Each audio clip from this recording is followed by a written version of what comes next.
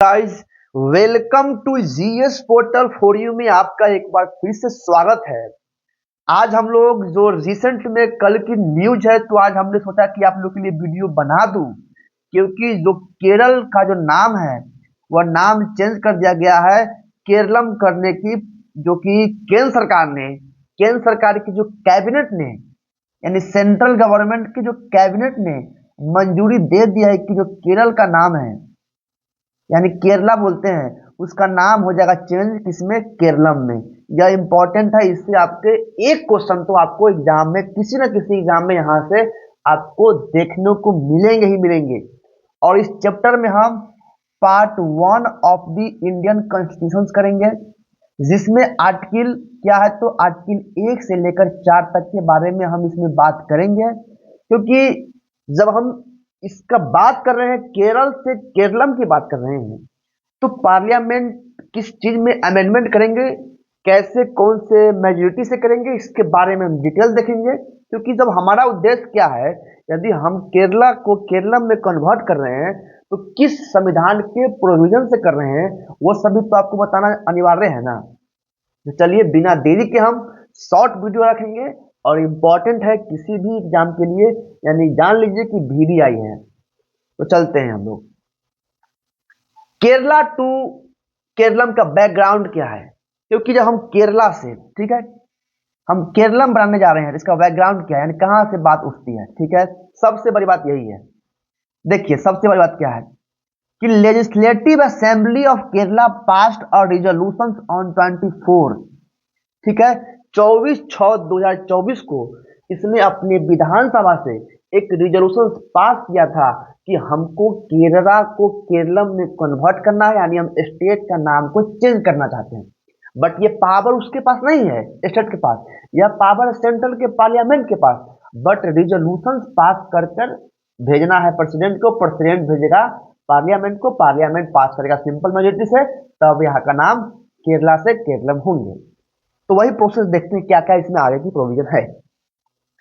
उसके बाद to alter the name of state Kerala to Keralam, ठीक है। नेक्स्ट देखते हैं केरला सेट दैट, यानी केरला का जो वहां का जो बोलता है आदमी, वहां का जो सिटीजन्स है, क्या बोल रहा है, the name of our state, जो हमारा स्टेट का जो नाम है अभी, ठीक ना, वह क्या है, केरलम। यानी क्या है कि मलयालम लैंग्वेज, यानी आपसे यहाँ से प्रश्न बन रहे हैं कि केरला में कौन से लैंग्वेज को बोलने जाते हैं, तो मलयालम इंपॉर्टेंट है। ठीक है, इंपॉर्टेंट है। सबसे यहाँ से आपसे प्रश्न बनेंगे कि केरला में जो केरला का जो ऑफिशियल लैंग्वेज है वहाँ का, वो क्या है, तो मलयालम इंपॉर्टेंट है। नेक्स्ट देखते हैं the state where form on the basis of language of the first day of November 1956, यानी लैंग्वेज के बेसिस पे यह केरला जो स्टेट है वो केम इन टू फोर्स आए थे, कब, 1 नवंबर 1956 को। इंपॉर्टेंट है, आप लोग जो भी हम दे रहे हैं वो सब इंपॉर्टेंट है। ठीक है, सारी चीजें इंपॉर्टेंट है इस वीडियो में। ठीक है, तो हम बात करते हैं फिर आगे। Kerala is a Malayalam word, important है। ठीक है, हम केरला से केरलम कर रहे हैं, तो भाई क्या है, केरा, केरा का मतलब है कोकोनट। ठीक है, इंपॉर्टेंट है। आपसे सीधे प्रश्न पूछे जाएंगे एग्जाम में, आईबीएम, एनटीपीसी, सीबी या एसएससी, ठीक, क्या बोलते हैं उसको, ADO, BPSC, UPSC, UPPCS, UPSI, Bihar SI, Bihar दरोगा, बिहार पुलिस, सब में प्रश्न पूछ सकते हैं यहाँ से।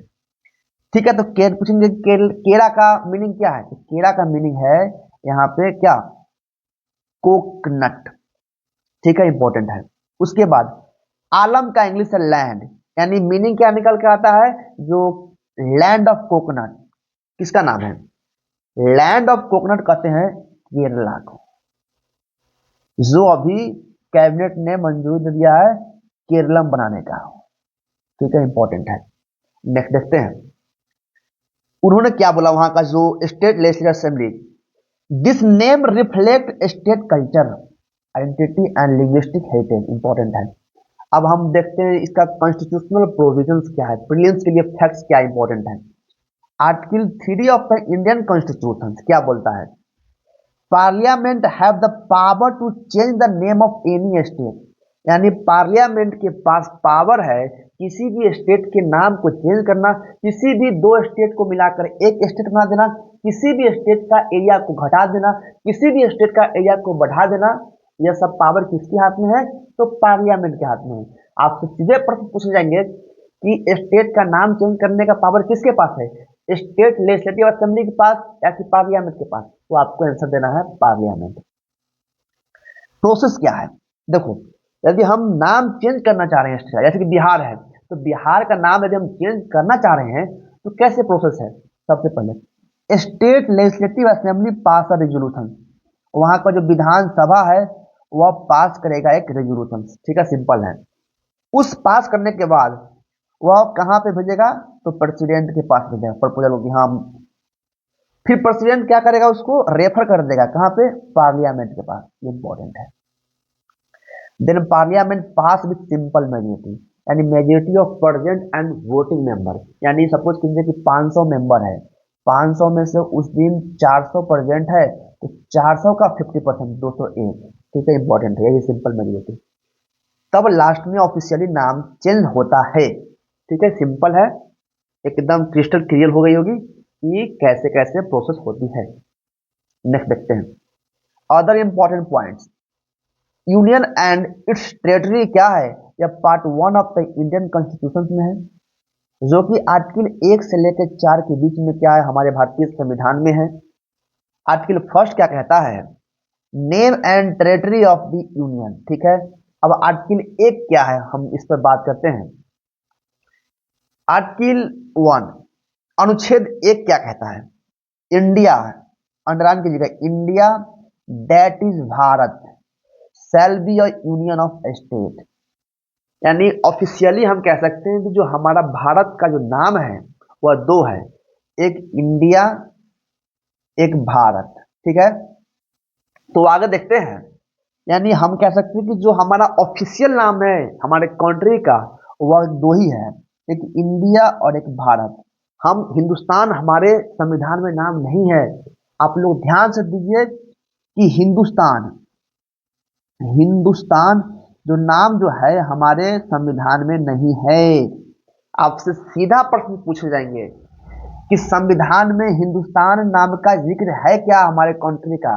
तो आपको बोलना है कि नहीं है, ओनली भारत और इंडिया है, वही लिखा गया। देखिए यहाँ पे इसमें इंडिया का ऑफिशियली नाम है इंडिया और भारत, दोनों नाम कॉन्स्टिट्यूशनली वैलिड है, इंपॉर्टेंट है, ठीक है। नेक्स्ट देखते हैं आर्टिकल 1 क्या कहता है। और इंडिया का टेरिटरी कंसिस्ट करता है, यानी जैसे कि देखो हमारा जो कंट्री में क्या क्या है, तो सबसे बड़ी बात स्टेट है, यानी स्टेट का क्षेत्र, जैसे कि ये पूरा इंडिया है, तो इंडिया का जो क्षेत्र में क्या क्या टेरिटरी कंसिस्ट होता है, तो सपोज कीजिए कि यह स्टेट हो गया, ठीक है, सिंपल सी बात है। देन आ गया यूटीज, यूनियन टेरिटरी, ये भी क्या है? भारत का ही तो अंग है ना। दिल्ली यहाँ पे है, तो दिल्ली तो यूटी है, तो यहाँ पर भारत का अंग है ना। अब बिहार, तो बिहार भी तो भारत का अंग है ना। उत्तर प्रदेश, उत्तर प्रदेश भी तो बिहार का अंग है ना। केरलम, केरलम भी तो बिहार का अंग है ना। तो सिंपल सी बात है। उसके बाद यही सबको क्या करता है कि माइंड को झकोड़ता है कि एक्वायर्ड टेरिटरी मीन्स क्या होता है। सपोज कीजिए हम पाकिस्तान पर गए हैं, यानी यह इंडिया है, यह पाकिस्तान है, ठीक ना। हम पाकिस्तान का इतना इतना जगह को ले लिए युद्ध में, तो युद्ध में ले लिए, तो फिर क्या वो भारत का इतना अंग हो गया? तो यहाँ का जो सिटीजन जो है उस कंट्री का हो, यदि हम यहाँ का इतना कब्जा कर लिए, तो यह तो इंडिया का भाग में आ गया। तो यही बोल रहा है एक्वायर्ड टेरिटरी, यानी कब्जा करके अपने पास कर लेना। कैसे? वार या ट्रीटी से। ट्रीटी मतलब भाई शांति से दे दो, वार मतलब कि लड़ कर लेंगे। यही इंपॉर्टेंट है, इससे बेहतर कोई नहीं समझा सकता है। एक्वायर्ड मीन्स क्या होता है? आप क्या है कि यह पाकिस्तान था, पाकिस्तान का इतना पर आपने ले लिया, तो आपका तो इतना हो गया।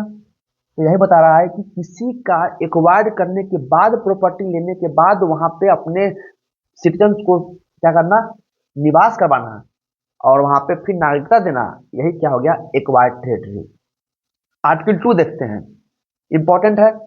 Article 2 of the Indian constitution क्या कहता है? एस्टेब्लिशमेंट और एडमिशन ऑफ न्यू स्टेट, यानी न्यू स्टेट का फॉर्मेशन और एस्टेब्लिशमेंट करने का प्रोविजन। यानी क्या है, यह एक्सटर्नल रीऑर्गेनाइजेशन है। ठीक है, एक होता है इंटरनल, ये है आर्टिकल 2 क्या है, तो एक्सटर्नल रीऑर्गेनाइजेशन है, जिसमें सॉरी जिसमें क्या है, the territories which we are not the part of India can be क्या है, और स्टेट और यूटी कब, जब हम उसको मर्ज करेंगे, जब हम उनको क्या करते हैं, अपने में मिला लेंगे, वार के माध्यम से, ट्रीटी के माध्यम से, कब्जा करने के माध्यम से। यह हो गया आर्टिकल 2। सिंपल लैंग्वेज है, इसमें कोई दिस डैट नहीं है।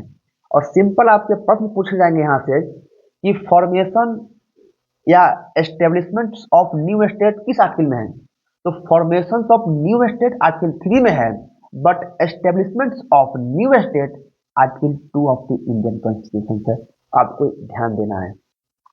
नेक्स्ट देखते हैं, इसी में क्या कहता है, किसी एक्सटर्नल टेरिटरी को इंडिया में इंक्लूड करना, वही बात जो बोले हैं ऊपर हम, पाकिस्तान का आधा पार्ट को कब्जा कर कर अपने में मिला लेना, यही तो क्या है, एक्सटर्नल टेरिटरी को एक्वायर करना। ठीक है, सिंपल सी बात है। फिर देखते हैं इसमें क्या है, इसमें स्टेट लेजिस्लेचर की कंसेंट की रिक्वायर नहीं होती है।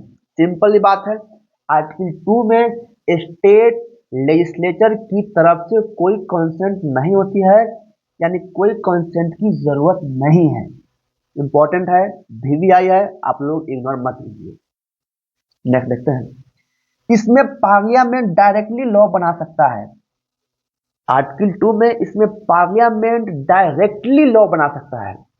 ठीक है, इसमें कोई दिस डेट नहीं कि कंसेंट चाहिए तो प्रेसिडेंट का प्रेयर रिकमेंडेशन चाहिए, ये सब की जरूरत इसमें नहीं है आर्टिकल 2 में। देन हम देखते हैं आर्टिकल 3।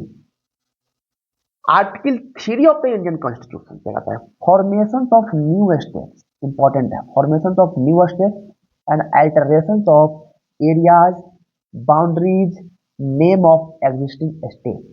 क्या कह रहा है इसमें देखिए, इसी आर्टिकल के तहत पार्लियामेंट के पास पावर होती है क्या करने का, न्यू स्टेट बनाने का। ठीक है, दो स्टेट को मिलाकर एक बना देना। ठीक है, समझाते हैं सारी एग्जांपल हम आपको देकर, एरिया कम कर देना किसी स्टेट की। ठीक है, स्टेट का नाम चेंज कर देना। अब हम पहला देखते हैं, न्यू स्टेट का फॉर्मेशन क्या है। सपोज कीजिए कि यह भारत है, यह बिहार है, तो बिहार को दो भाग कर देने के बाद इस नया स्टेट को क्रिएट कर देना, यही कहलाता है न्यू स्टेट का फॉर्मेशन। न्यू स्टेट का फॉर्मेशन। फिर दूसरा क्या है, दो स्टेट को मिलाकर एक बना देना। सपोज कीजिए कि उत्तर प्रदेश और बिहार को मिलाकर एक स्टेट बना देना, यही तो कह रहा है। तीसरा देखते हैं, एरिया कम कर देना। सपोज कीजिए कि एरिया, बिहार का एरिया जितना है, सपोज कीजिए कि 14,000 स्क्वायर, सपोज करते हैं 1400 किलोमीटर है, तो इसको घटाकर 1200 किलोमीटर कर देना, यही कहलाता है कम करना एरिया को। उसके बाद किसी की एरिया बढ़ा देना। ठीक है, स्टेट की, स्टेट का नाम चेंज कर देना। ठीक है, किसी स्टेट का नाम को चेंज करने की पावर पार्लियामेंट के पास है ओनली। ठीक है, इंपॉर्टेंट है। नेक्स्ट देखते हैं, इसमें प्रेसिडेंट की प्रेयर रिकमेंडेशन रिक्वायर्ड होती है, यानी प्रेसिडेंट की सहमति अनिवार्य है, यानी पहले प्रेसिडेंट सहमति देंगे पार्लियामेंट को, तभी ये बिल आ पाएगी। आर्टिकल 3, आर्टिकल 2 में ऐसी बात नहीं थी।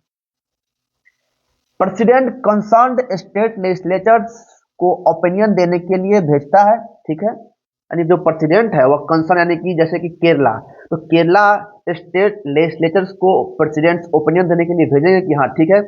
उधर से स्टेट लेजिस्लेचर क्या करता है, ओपिनियन देंगे, बट वो ओपिनियन प्रेसिडेंट के ऊपर बाइंडिंग नहीं होंगे। क्लियर, कान खोल के सुनिए, जो स्टेट लेजिस्लेचर अपना ओपिनियन भेजेंगे वह प्रेसिडेंट के ऊपर बाध्यकारी नहीं होंगे।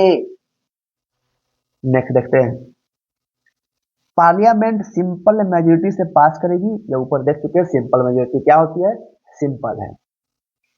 अब बस दो पॉइंट है, डिफरेंस है आर्टिकल 2 में और आर्टिकल 3 में। आर्टिकल 2 क्या कहता है, इसमें एक्सटर्नल की बात कर रहे हैं, यानी एक्सटर्नल टेरिटरी को अपना करना, यही है आर्टिकल 2। हम पाकिस्तान को जमीन को लेकर अपना बना लिए, यही तो हुआ एक्सटर्नल ना, बाहरी हो गया। ठीक है, इसमें एडमिशन ऑफ न्यू स्टेट की बात हो रही है, जैसे सिक्किम, सिंपल सी बात है, सिक्किम सिक्किम पहले तो भारत का अंग नहीं था, वह पहले एसोसिएट स्टेट बना, उसके बाद वह परमानेंट हमारे जो भारत का अभिन्न अंग बन गई। अब इसके बारे में हम डिटेल बाद में बात करेंगे। 36वां संशोधन क्या था 1975 में, 35वां क्या था, सिक्किम में कौन से रूलर शासक राज कर रहे थे, ये सब करेंगे तो वीडियो लंबी हो जाएगी। नेक्स्ट देखते हैं आर्टिकल 3 का डिफरेंस। इसमें इंटरनल यानी हमारे देश के अंदर में ही क्या है कि चेंजिंग होंगे, नाम चेंज करना, स्टेट का एरिया बढ़ाना, एरिया घटाना, दो राज्य को मिलाकर एक राज्य बनाना, किसी राज्य का एरिया घटा देना, किसी दो राज्य को मिलाकर एक बना देना, यही था। इसमें reorganisation of existing state, simple सी बात है, इसमें कोई डिस्टर्ब नहीं है। आगे देखते हैं, जैसे कि तेलंगाना को आंध्र प्रदेश से हटाकर तेलंगाना बनाया गया 2014 में। अभी नाम चेंज हो रही है केरला को केरला में। इंपॉर्टेंट है, VVI है, इग्नोर मत कीजिएगा। आर्टिकल 3, स्टेट लेजिस्लेचर्स की कंसेंट मैंडेटरी नहीं है। इंपॉर्टेंट है, क्या है कि वह कंसेंट दे सकते हैं बट वो कंसेंट मैंडेटरी नहीं है। वह कंसेंट प्रेसिडेंट के ऊपर बाध्यकारी नहीं है। वह कंसेंट या तो प्रेसिडेंट एक्सेप्ट कर सकता है या एक्सेप्ट नहीं कर सकता है। इंपॉर्टेंट है। Article 4, article 4 of the Indian constitution क्या कहता है, जो आर्टिकल 2 और 3 में इंपॉर्टेंट है, हम जो अमेंडमेंट करेंगे वह अमेंडमेंट कॉन्स्टिट्यूशनल अमेंडमेंट के तहत नहीं माना जाएगा।